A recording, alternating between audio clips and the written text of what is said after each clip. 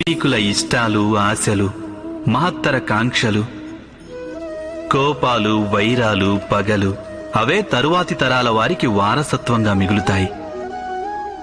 తమ సంతానానికి సమస్త సుఖ సంతోషాల్ని ఇవ్వాలని తల్లిదండ్రులు ఆకాంక్షిస్తారు.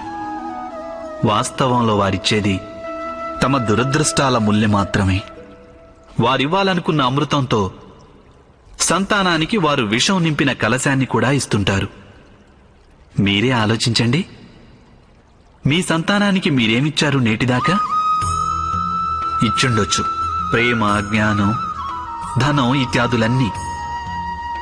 వారికి వీటితో పాటు వారి హృదయాల్ని మలినం చేసే మీ గతానుభవాల్ని ఇవ్వలేదా?